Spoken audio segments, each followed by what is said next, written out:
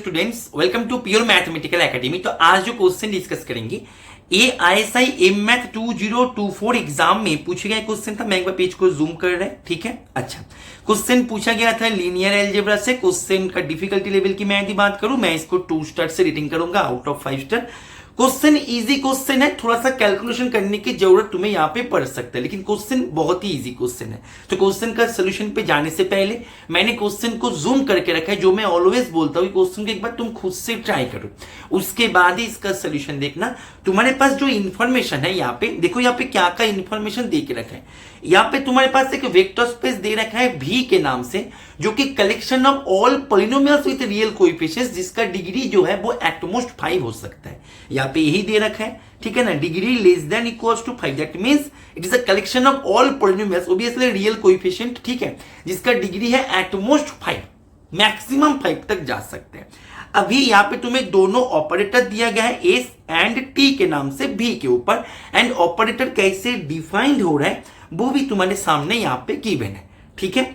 अभी यहाँ पे चारों ऑप्शन पे चारों स्टेटमेंट बना के दे दिया गया, उनमें से कौन सा नॉट ट्रू है वो तुम्हें यहाँ पे अभी चेक करना है। तो ये जो क्वेश्चन है, मैं ये क्वेश्चन को इजी क्वेश्चन इसीलिए बताया, ये क्वेश्चन एक नॉन ट्रैक में ये क्वेश्चन हो जाएगा। एक नॉन ट्रैक है, जो ट्रैक हमें सबको पता है कि इस टाइप के जब पॉलिनोमियल्स का कलेक्शन बना के वेक्टर स्पेस दे उसके ऊपर जब हमें ट्रांसफॉर्मेशन रन करवाना है, हमारा फर्स्ट मतलब हमें फर्स्ट जो चाहिए वो चाहिए जो V है, V का बेसिस को निकाल लेना, और ऑब्वियसली हम स्टैंडर्ड बेसिस को ही निकालेंगे, ठीक है। और उसके बाद उसका मैट्रिक्स में बैठाएंगे, बैठाने के बाद उसका रिप्रेजेंटेशन देंगे, देने के बाद मैट्रिक्स बनाएंगे, मैट्रिक्स बनाने के बाद हम उसके ऊपर कमेंट करता हुआ जाएंगे।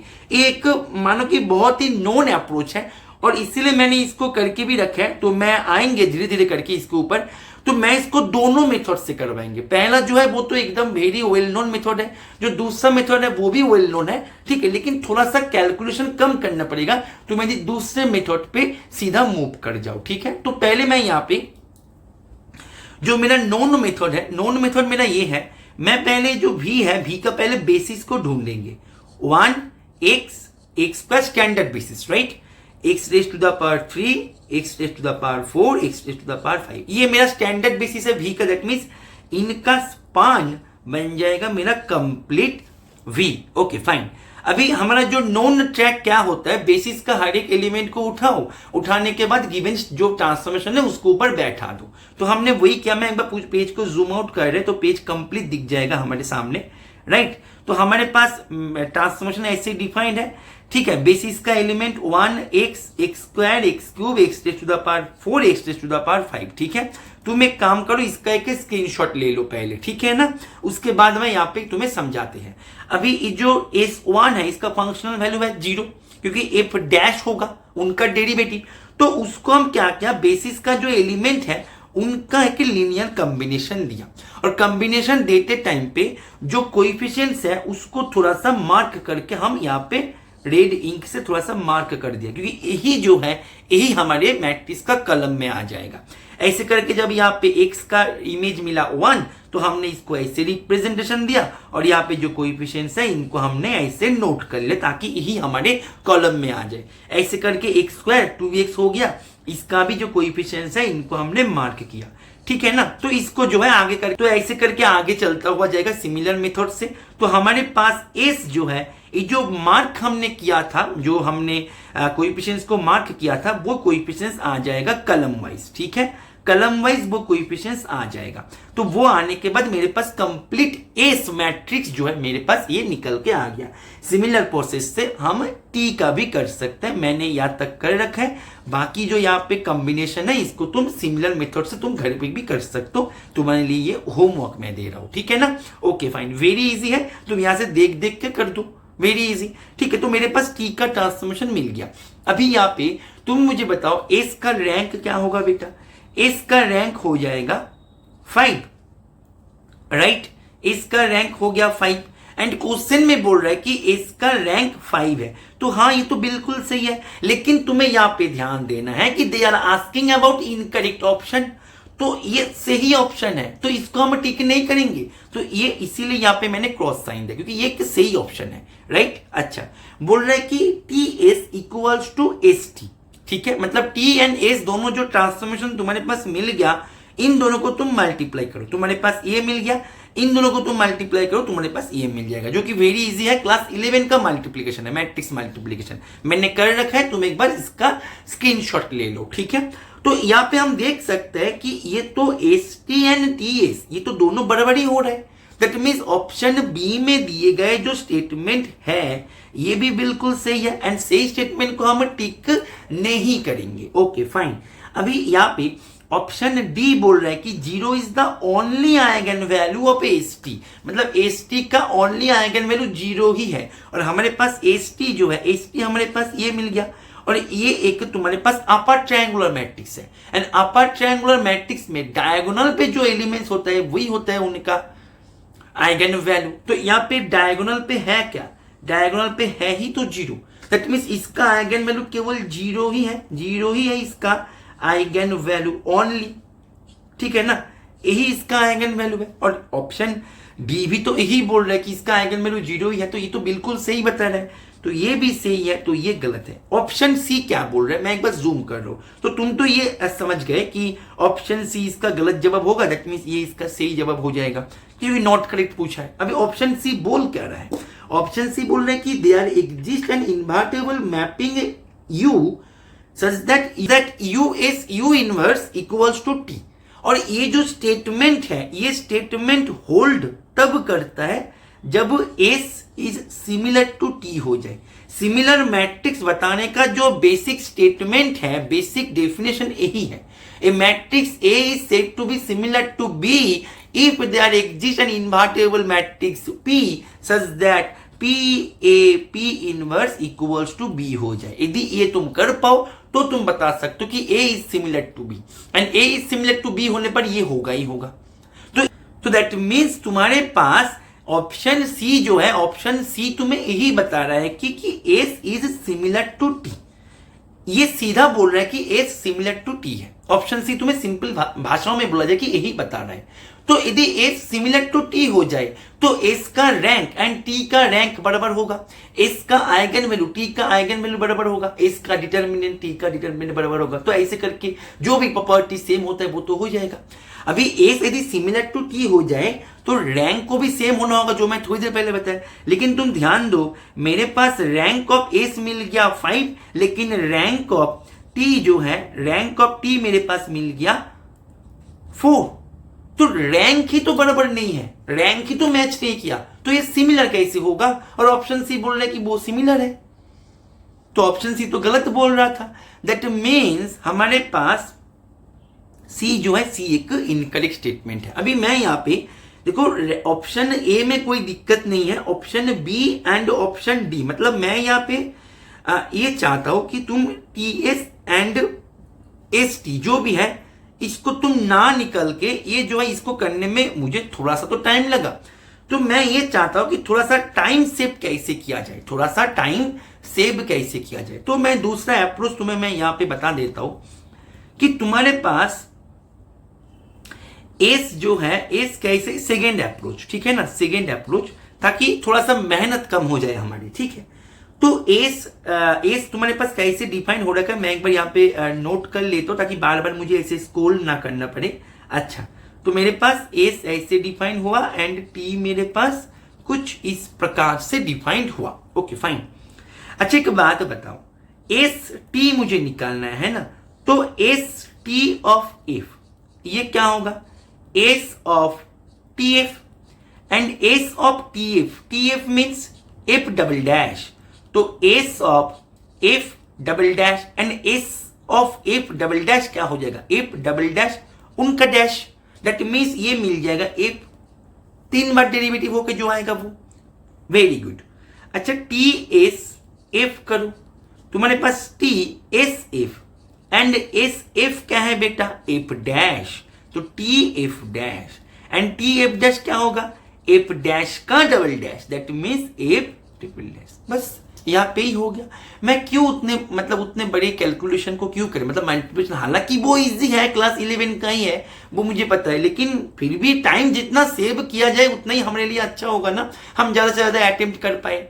इज इट ओके और नॉट? तो इसलिए तुम ये मेथड से कर सकते हो, बहुत ही इजी एक मेथड है, तो इसी से भी तुम कर सकते हो कि मेरा S T equals to T S बन गया, क्योंकि दोनों ही सेम दे दिया, राइट। अच्छा, अभी ऑप्शन डी जो एस टी का आइगन वैल्यू का चर्चा करवा रहा था तुम्हें, मैं उसका मतलब मैं बार बार बोल रहा हूं कि मेरे को एस टी इतने बड़े 6x6 का मल्टीप्लिकेशन करने में थोड़ा सा मतलब बोरिंग टास्क लगता है। हालांकि मैंने यहाँ पे कर रखा, थोड़ा सा बोरिंग टास्क लगता है, इसलिए मैंने इसको किसी दूसरे अप्रोच से सोचने की प्रयास करते हैं। इसका आइगन वैल्यूज के बारे में मुझे चर्चा करना है, तो मैंने पकड़ लिया कि इसका आइगन वैल्यू है लैम्डा। तो लैम्डा यदि इसका आइगन वैल्यू है तो वहां पे एक नॉन जीरो पॉलिनोमियल मिलेगा, जिसके कारण नॉन जीरो पॉलिनोमियल, क्योंकि वेक्टर स्पेस खुद है ही तो पॉलिनोमियल का, तो जो भी वेक्टर मिलेगा वो पॉलिनोमियल है, तो वहां पे एक नॉन जीरो पॉलिनोमियल मिलेगा, जिसके कारण तुम्हारे पास S T F equals to lambda F हो जाए।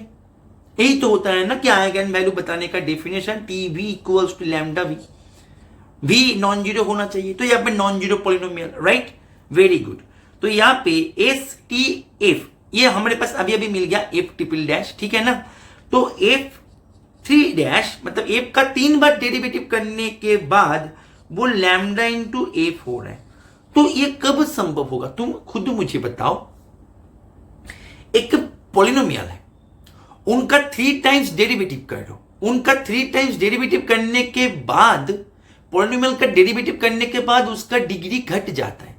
तो जब भी इसका डिग्री जो भी है उसका डिग्री घट गया, इसका डिग्री डिक्रीज होने के बाद उन डिग्री, वो जो डिग्री तुम्हारे पास मिल गया 3 बार डेरिवेटिव करने के बाद, उसका हर एक डेरिवेटिव में एक एक करके डिग्री जो है, डिग्री का मतलब यहाँ पे कम होता हुआ गया।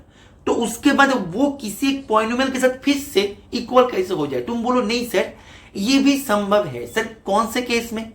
सर आप ना यहाँ पे एफ को सर 0 ले लीजिए, हालांकि 0 पॉलिनोमियल का कोई डिग्री नहीं होता, फिर भी यहाँ पे 0 वेक्टर स्पेस के अंदर होता है, तो हम यहाँ पे 0 को ले सकते हैं। सर आप 0 को ले लीजिए तो सर हमारा काम बन जाएगा, वेरी गुड। लेकिन बेटा एक बात बताओ, मैं 0 को क्यों लेंगे? तुम आइगन वैल्यू क्लेम करने जा रहे हो, तुम आइगन वैल्यू क्लेम करने जा रहे हो और तुम 0 को ले रहे हो एज आइगन वेक्टर। ऐसे थोड़ी ना संभव होता है, ये तो आइगन वैल्यू का डेफिनेशन को ही कंट्राडिक्ट कर रहा है, ब्रेक कर रहा है। Is it okay? तो तुम्हारे पास एफ को ऑलवेज नॉन जीरो लेना है, तो यहाँ पे दिक्कत ये हो गया कि मेरे पास एफ भी नॉन जीरो है, लेकिन मेरा पॉलिनोमियल है, पॉलिनोमियल का डिग्री यहाँ पे मैं यहाँ पे इसको घटा रहा हूं, इसको डिग्री को जो है ये घट रहा है, ठीक है ना, डेरिवेटिव करने के बाद, लेकिन वो एक पॉलिनोमियल के साथ, वही पॉलिनोमियल के साथ, वही डिग्री का पॉलिनोमियल के साथ बराबर कैसे होगा? तो ये बराबर होना संभव नहीं है। संभव तब होगा ना जब मेरे पास ये साइड मेरा कंप्लीट 0 हो जाए, तो हाँ एक पॉसिबिलिटी मेरे पास मिल सकता है कि मैंने ऐसे पॉलिनोमियल ले लिया, मानो 1 डिग्री का पॉलिनोमियल एक्स को ही ले लिया, उसका 3 बार डेरिवेटिव करो वो 0 के बराबर होता है, तो ये संभव है। मतलब वो डिग्री जो है वो घट के, मतलब वो तो घट रहा है ना, मतलब उसको डिग्री घटने के बाद एक टाइम पे वो 0 पॉलिनोमियल हो सकता है। मैं बार बार बोल रहा हूं कि 0 पॉलिनोमियल का डिग्री डिफाइंड नहीं होता, लेकिन 0 पॉलिनोमियल वेक्टर स्पेस के अंदर आना चाहिए, अदरवाइज तो वेक्टर स्पेस कैसे बनेगा? तो ये बाय डिफॉल्ट आता है, क्वेश्चन में ऑलवेज मेंशन नहीं किया जाते, ठीक है ना। वेक्टर स्पेस बोले तो 0 पॉलिनोमियल आएगा।